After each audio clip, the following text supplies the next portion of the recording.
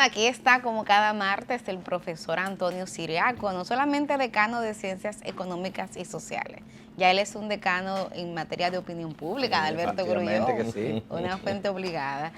Yo quisiera que comenzáramos hoy con el tema de la posibilidad de que haya petróleo en RD. Esa noticia salió hoy en los principales diarios. Bueno, los estudios hasta ahora que siempre se han hecho dan esa posibilidad de que en la República Dominicana hay petróleo. Bueno, uno siempre piensa en esos milagros, vamos a decir, esa sorpresa, como pasó obviamente en Guyanas. Exacto. Y porque siempre ha habido aquí esa posibilidad, pero hasta ahora, en términos comerciales, quizás no es el volumen, vamos a decir, que pueda ser explotado, pero yo creo que hay que hacer más exploración en ese aspecto. Sería un golpe de suerte para la República Dominicana, porque es que el petróleo representa de importaciones el 18% de las importaciones que realiza la República Dominicana. El petróleo. Y entonces, eso en términos de divisas, estamos hablando de que la factura petrolera tiene un peso importante, ¿no? Y si de repente nosotros pasamos de ser un importador neto de petróleo a ser un exportador neto de petróleo, claramente eso va a transformar. Si lográramos ser autosuficientes, ya es mucho. Y es mucho, sí, pero eso transformaría incluso la estructura productiva de la República Dominicana. Casi siempre los países que tienen y dependen de un recurso natural muy fuerte, se genera esa, como se le llamó en los años 70, ese síndrome de enfermedad holandesa. Es decir, cuando en Holanda se descubrieron todos esos grandes yacimientos de gas, prácticamente todas las empresas fueron alrededor de un solo bien. Y eso también le quitó la posibilidad del desarrollo de otros sectores. Porque a Venezuela le pasó bastante. O sea, Venezuela depende del petróleo y cuando el precio del petróleo subía era como que el país se enriquecía. Pero cuando el precio se deprimiera era como el país se empobrecía. Entonces, yo creo que en ese sentido sería un golpe. La agricultura, por ejemplo. La agricultura. Venezuela llegó a importar yuca de Colombia. Y no te acuerdas las habichuelas de aquí. Y las habichuelas, pero un país con tanta tierra. Con tanta tierra, de vocación incluso agrícola, claro. Muy diverso, con otro incluso tipo de sectores que pueda desarrollar el mismo turismo, incluso a través de la famosa Isla Margarita. Todo eso son sectores que se vieron empañados prácticamente por el petróleo. Petrolera. Porque muchas veces es una bendición, pero también puede ser una maldición. Y qué interesante esa perspectiva, profesor. Sí, claro, antes todavía Venezuela no ha superado eso. No ha superado eso. O sea, le quita la posibilidad de diversificar su economía e incluso la hace con la diversificación una economía mucho más resiliente. Esta economía es una economía pequeña en términos territoriales, pero ha crecido incluso en términos del volumen de la producción de bienes y servicios. Pero también es una economía con cierta capacidad de resiliencia porque nosotros no solamente tenemos un distrito minero, también tenemos agricultura bastante activa, tenemos un turismo, tenemos remesas, funcionamos como zonas un centro logístico, zona franca, sí. Y eso nos hace ser mucho más diverso. Mucho más diverso. Profesor, parece que se fueron las amenazas de recesión económica mundial.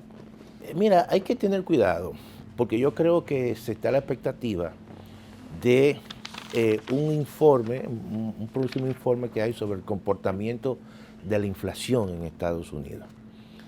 Y también sobre esa base hay una reunión en septiembre de la Reserva Federal de los Estados Unidos. Se espera que con esto que ocurrió exista una disminución en la tasa de referencia, en el tipo de interés, por lo menos entre 25 y 50 puntos básicos, es decir, 0.50.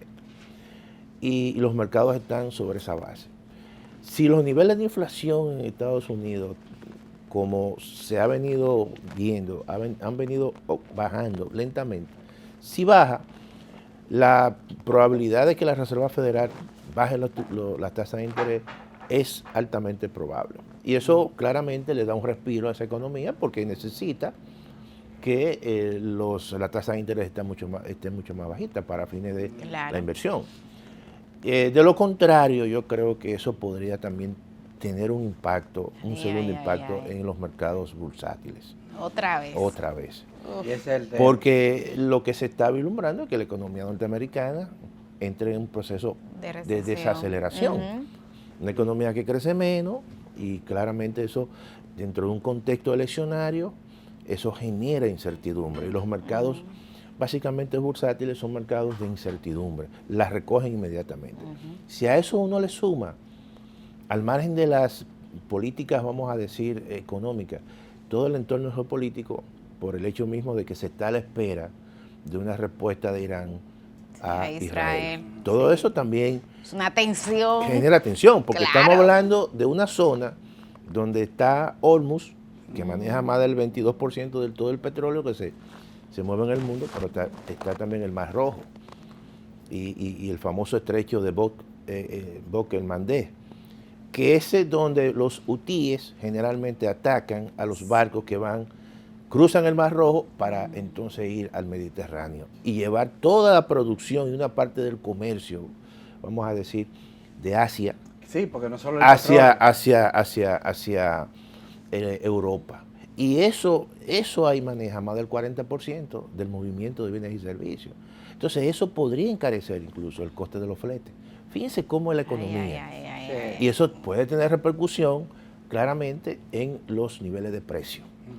O sea, entonces, el mundo de hoy es un mundo complejo, lleno de incertidumbre, porque tú puedes tener las mejores variables macroeconómicas estables y controladas internamente, pero ocurren situaciones externas que de repente te desajustan todo lo que y fenómenos como el de Argentina. Argentina, de una inflación incontrolable, ahora ha habido un desplome. Pero tú sabes que en Argentina, por ejemplo, Milei no ha tenido un plan de estabilización per se. Ellos han visto que el problema, desde el punto de vista incluso hasta ideológico, una visión muy libertaria, muy austriaca, el problema es el déficit público. Entonces, de un déficit han pasado a un superávit, pero a cambio de prácticamente un restringir todos los accesos. Un crecimiento negativo. O sea, han totalmente deflacionado la economía.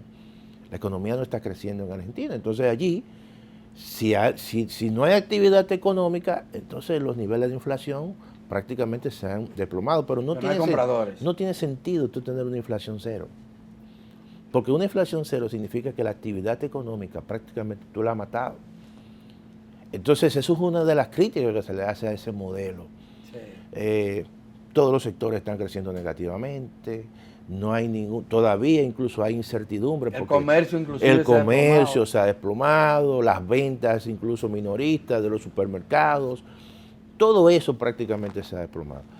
Y hay un dato preocupante, porque la última información que se dio, en el caso de la zona más, vamos a decir, más fuerte en actividad económica, que es Buenos Aires, ahí los niveles de inflación repuntaron. Y se dice que tradicionalmente cuando ahí la inflación repunta es como que se viene una inflación más general a nivel de todo. Y el caso de Venezuela. Mira, con la crisis política de Venezuela, ¿cuál sería la repercusión económica tanto a lo interno de ese país como de la región? En el caso de Venezuela yo creo que la situación hubo cierta recuperación mínima, pero tú sabes que Venezuela ha tenido niveles de inflación de 1 millón por 1000. Sí. O sea, una cosa extraordinaria. Y el impacto económico ha sido que 7 millones de venezolanos han salido de Venezuela. Eso es un problema. Claro.